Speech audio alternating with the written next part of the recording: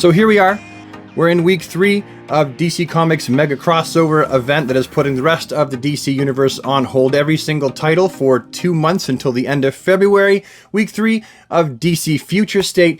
And again, I haven't purchased every single book from DC Future State on account of the fact that I can't afford to. However, I have purchased some of them. So for week 3, I've purchased the Superman book, the Shazam book. I'm reading the Wonder Woman books online, although my retailer hasn't ordered them because he has to have his orders in soon enough. There are some of the books that I've purchased, while others I'm already regretting not starting, like The Flash and Teen Titans. I'm really wishing that I had to pick those 2 books up because they look a lot of fun, and I can already tell you that I'm definitely going to regret not picking up The Suicide Squad. That looks like it's going to be a fun book as well. I can always read the books online, but you know me, I like to have a hard copy of the comic book that I can stick in my long box, and then when I'm really old and I've kicked the bucket, then my family can fight over what to do with these comics, probably thinking they're going to be worth a fortune when really they should just be donated to a yard sale or something. Who donates to a yard sale? Sold to a guy at a flea market or something. But I think as opposed to last time, I'm going to review one title at a time, a la Comic Talk, those old style videos. They won't be nearly as edited, more than likely. It depends. I'm recording this now. Maybe when I get into my software, I'll want to make them a little bit more interesting. But at this point, I'm going to do one comic book at a time because, I mean, I'm also waiting for stuff in the mail. And once those fresh figs show up in the mail, I mean, when I say fresh figs, I mean like fresh figures, not like, you know, fresh figs, the kind that you eat. You could eat your toys too, but I would highly suggest that you don't do that. Once they show up in the mail, I'm going to end up doing action figure reviews because that is the bulk of my content. That's the stuff that I enjoy making, and I know that's the stuff that the bulk of my audience enjoys the most. But I'd like to start off this review with Superman: Worlds at War. Now, I will tell you right off the bat, the only story I'm going to be reviewing in Superman Worlds at War is the Superman story. I'm not going to be reviewing the Mr. Miracle story.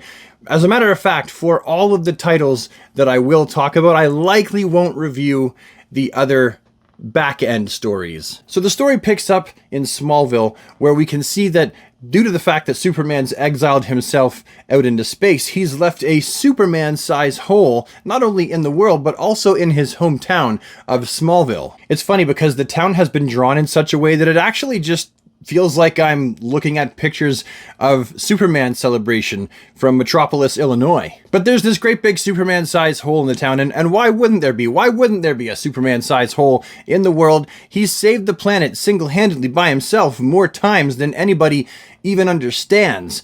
And so they feel the loss of Earth's mightiest protector, especially greater so because he came from their town. Smallville is Superman's stomping ground, where he grew up.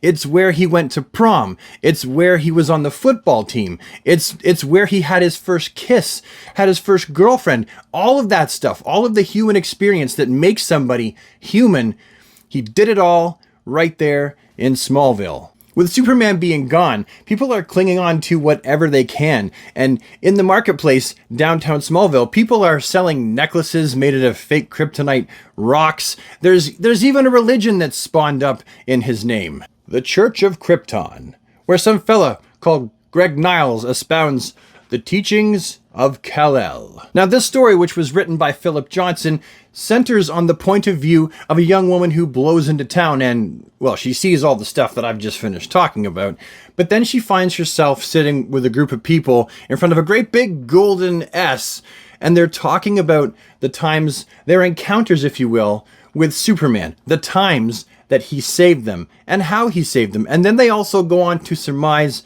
where they think he is, because no one knows where he is. This one girl relates how she was in Jerusalem and someone had a bomb vest on, and they were just about to blow themselves up and everyone else around them, killing her and her whole family, when Superman swooped in and took the bomb vest and was literally a mile or two up in the sky in just a matter of moments, and it blew up and nobody was harmed. This other fella relates his experience as Superman as when he was a young boy in Metropolis, Magog was there wreaking havoc and breaking stuff up because, I mean, that's what Magog does.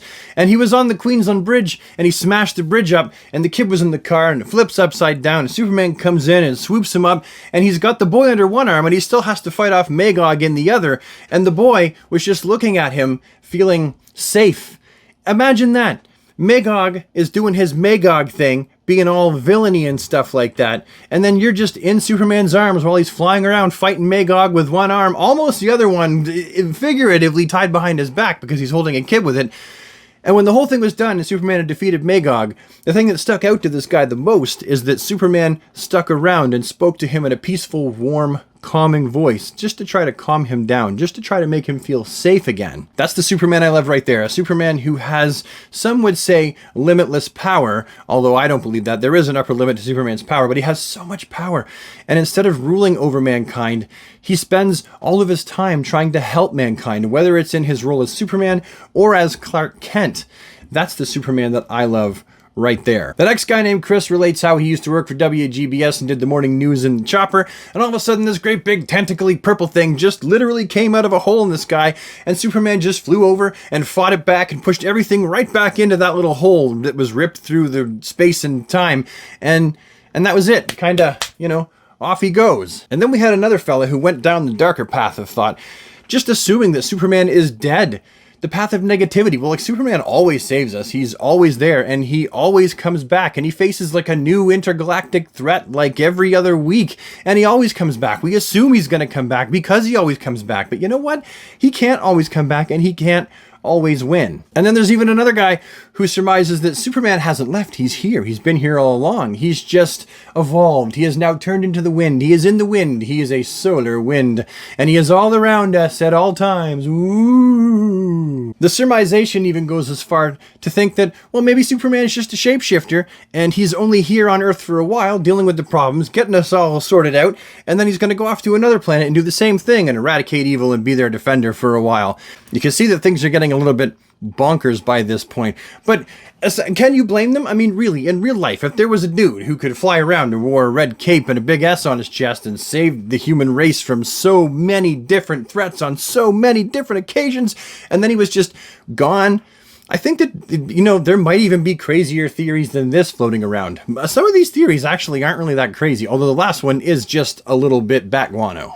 Superman flies into the sun, and then, to quote the comic, and then a new super race of genetically super perfect and super altruistic super beings will fly out of it, and they'll make this planet what it should have been all along. In the end, though, we find out that Superman has traveled to Warworld, where now he is greatly depowered, likely because there's no yellow sun there, and he's fighting to Mongol's great amusement in his gladiatorial arena. Gladiatorial. That's a word, isn't it? It is today. Gladiatorial. Still doesn't sound right. Anyway, he's wearing next to nothing, and he's fighting in the arena as a gladiator, and he's chosen to be there. I don't think he's being forced to be here. Those of us who've been reading Superman comics for a long time will remember that there was a time, actually way back when Superman was fighting on Warworld in a gladiator arena, wearing, just like now, a whole lot less clothing. I mean, the suits don't look anything alike, but you get the point. This is something that he has done before. I certainly like this book. The artwork was fantastic. The story is definitely gearing up to be something that I want to read more of, which is always what you want. If I'm getting bored halfway through, then the story is failing. If I will keep wanting to turn the pages and read more about our favorite characters' exploits, then the writing must be pretty good. So, as someone who is not an English major, but has read a lot of comics, I can tell you that this one was probably one of the best that I've read out of the entire series so far. It's probably my favorite, actually. Yeah, it's my favorite, for sure. So what is it that you are reading? Are you reading DC Future State? What titles are you reading? Or have you just jumped ship until the end of February when the regular DC titles resume? Or some are reset. Dark Knight's Death Metal and then Future State is kind of a soft sort of reboot. It is an omniverse now, so I don't really know what's going to happen. But I'm hopeful that it will be good. And on a final note, I will say, I'm definitely glad that my Superman is going to return to regular-ish status quo once this whole thing is done. As much as I like John Kent, I really don't want him. I'm not ready to give up Kal-El as my Superman yet. Maybe in another decade or two. Or never. Yeah, probably never. Anyway, thanks for watching, everybody. See you later.